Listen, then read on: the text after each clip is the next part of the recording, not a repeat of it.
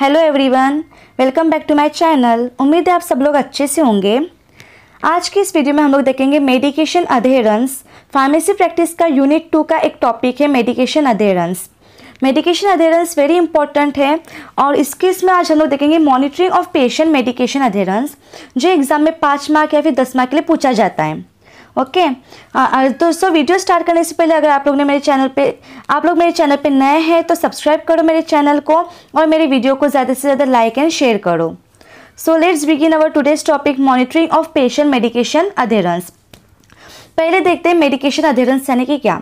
Medication adherence यानी कि क्या, the degree to which patient correctly follows medical advice, यानी कि पेशेंट बराबर से मेडिकल एडवाइस फॉलो करते हैं कि नहीं, वो उसकी को हम लोग मेडिकेशन अधेरेंस बोलते हैं। ओके सो इसमें क्या है, full medication adherence is required as drug is effective only when it is strictly taken on time in correct dosage and frequency. Medication adherence क्यों ज़रूरी है, क्योंकि ड्रग तब भी इफेक्ट होगा, ड्रग तब भी अपने बॉडी पे जाके काम करेगा जब वो स्ट्रिक्टली फॉलो होगा। बराबर से हम उसको फॉलो करेंगे, बराबर उसको टाइम पे लेंगे, उसका डोसेज बराबर से लेंगे, बराबर से फ्रीक्वेंसी पे लेंगे, तभी वो ड्रग अपने बॉडी पे जाके इफेक्ट प्रोड्यूस करेगा। इसलिए फुल मेडिकेशन अधेरेंस ज़रूरी है। ओके सो जब मॉनिटरिंग ऑफ मेडिकेशन है ना, it involves using some observation methods to check whether or not the patient has taken the medication means monitoring, जब हम लोग मेडिकेशन को मॉनिटरिंग करते हैं ना तो उसमें ऑब्जर्वेशन मेथड यूज़ होता है ताकि to check whether patient has taken the medicine और नॉट। ओके ऑब्जर्व करते हैं। Medication adherence can be measured by two methods, direct and indirect. Okay medication adherence है ना, वो 2 मेथड से हम लोग मेजर करेंगे, direct and indirect. Okay so here is the classification, here is the chart of medication adherence methods. Medication adherence methods it is classified into 2 methods, direct method and indirect method. Direct method में कुछ नहीं आएगा, because direct यानी कि direct हम लोग सिर्फ observe करेंगे पेशेंट को, उसको बोलेंगे डायरेक्ट मेथड।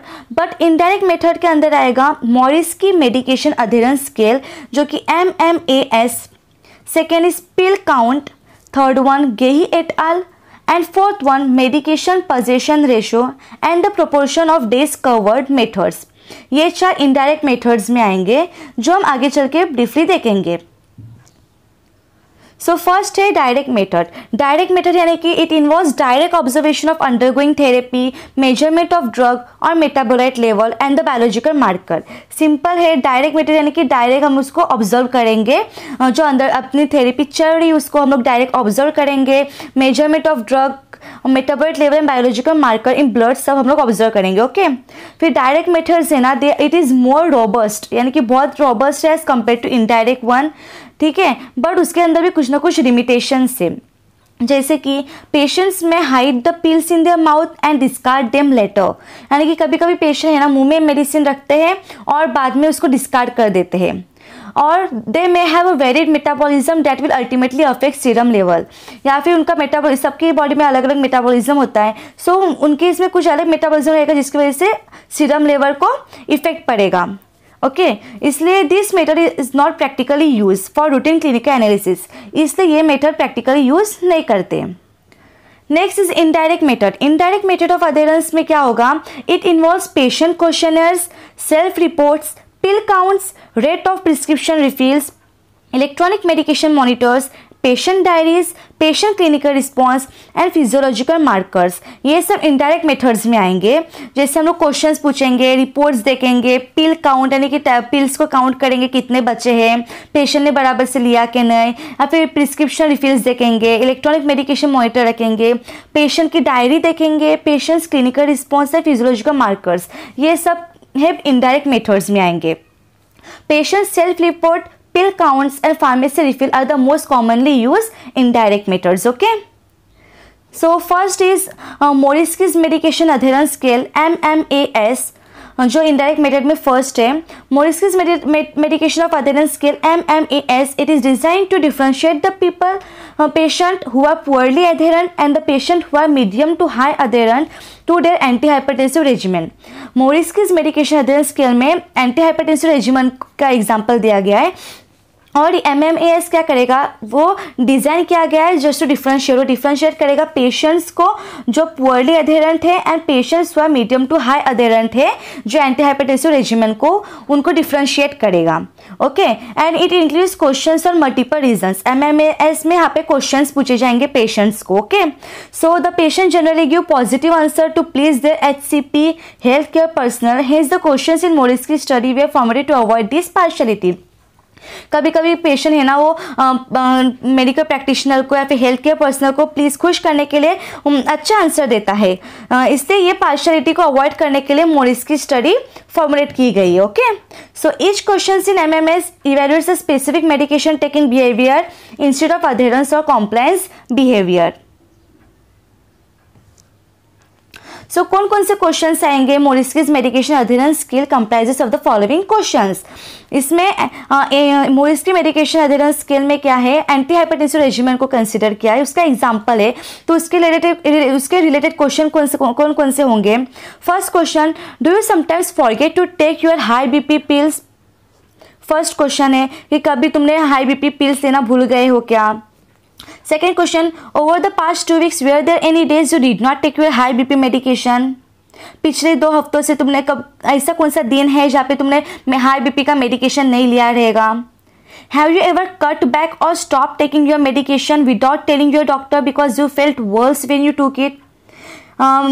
कभी कभी मेडिसिन लेने के बाद अपने को अच्छा नहीं लगता है, तो उसके कारण क्या तुमने मेडिसिन लेना स्टॉप किया है। When you travel or leave home, do you sometimes forget to carry your medication? बाहर जाते टाइम अगर मेडिसिन भूल गए हो क्या कभी। Next, fifth question, did you take your high BP medication yesterday? कल तुमने तुम्हारी BP की मेडिसिन ली थी कि नहीं। When you feel that your BP is under control, do you sometimes stop taking your medication? जब BP कंट्रोल में था, कंट्रोल में लग रहा है, तो तुमने मेडिकेशन स्टॉप की लेने के लिए। Taking medication every day is really inconvenience for some people. So do you ever feel stress about sticking to your BP treatment plan? रोज उस दवा खाना एक हेक्टिक लगता है, अच्छा नहीं लगता, इनकन्वीनियंस लगता है। सो बिकॉज ऑफ दैट कभी तुमने मेडिसिन लेना भूल गए हो क्या। How often do you have difficulty remembering to take your BP medication. How often do you have difficulty, यानी कितना तुमको डिफिकल्टी फेस करनी पड़े तुमको दवा लेने के लिए। कोई पेशेंट जो एजेड रहता है उनको याद नहीं रहता है दवा लेने के लिए, तो इसलिए क्वेश्चंस उनको पूछे जाते हैं। Next is Gehi et al found that asking single screening question, यहाँ पे सिंगल स्क्रीनिंग क्वेश्चन है, यानी कि क्या एकदम single screening question. In the past month how often did you take your medication as a doctor prescribe. पिछले महीने कितने टाइम तुमने मेडिकेशन लिया as per the doctor prescribe. ये क्वेश्चन कोरोनरी आर्टरी डिसीज के पेशेंट को पूछा गया है। Okay, and their self report of medication non adherence was related to adverse cardiac event. उनका जो सेल्फ रिपोर्ट था it was related to adverse cardiac event. Okay, next pill count. So pill count क्या है, pill count it is easily perform and have been corrected with electronic medication monitor. Gehi et al में single screening question था, pill count में it is related with electronic medication monitor. Okay, and they are often use in randomize control clinical trials में उसका use किया जाता है to measure the medication adherence. Okay, however pill counts fail to accurately measure the exact time of the medication and data can be even manipulated by the patient. Pill count fail है to accurately measure, exact time उसमें पता नहीं चलता है, and data को हम लोग manipulate कर सकते हैं। अभी वो मॉनिटर पे इलेक्ट्रॉनिक है तो ऑब्वियसली इलेक्ट्रॉनिक में डेटा हम लोग मॉडिफाई या फिर मैनिपुलेट कर सकते हैं। Example is pill dumping. Next is medication position ratio. Medication position ratio and the proportion of days covered methods. It is defined by the number of doses dispensed in relation to dispensing period. Okay, and it is most commonly used measure है of medication adherence based on pharmacy data. Okay, the major difference between these two measure is that medication position ratio accounts for oversupplies and have value greater than 1, whereas maximum proportion of days covered is 1. यहाँ पे जो medication position ratio है ना वहाँ पे value greater than 1 रहेगा और maximum proportion of days वहाँ पे 1 रहेगा। It is covered is 1 indicating full adherence. Okay, next calculating adherence. अब अधेरेंस को कैलकुलेट कैसे करेंगे? There are various calculations for determining adherence based on pharmacy claims data. Pharmacy के डेटा के accordingly बहुत सारे कैलकुलेशंस है जिससे हम अधेरेंस को डिटरमाइन कर सकते हैं। However no single approach has been uniformly acknowledge. So first method is our medication position ratio. Medication position ratio यानी कि एमपीआर। एमपीआर का फॉर्मूला क्या है? MPR is equal to total date supply in period upon last fill date minus first fill date plus first fill days supply. ये formula है, easy है, करके जाना। And the value of MPR ranges from 0 to 1 of which 1 indicates 100% adherence. Medication position ratio जो कि ampere है उसका range क्या है? 0 से 1 है और 1 रहेगा यानी कि वो 100% एडहेरेंस इंडिकेट करता है। Okay, if patient takes early refills or they have only filled the medication once, the ampere value can be greater than 1. Okay. Next is medication persistence. So medication persistence, it is the denominator of ampere equation and it is used to calculate the duration for which patient has been taking the medication without considering any breaks in the therapy. Medication persistence का formula क्या है?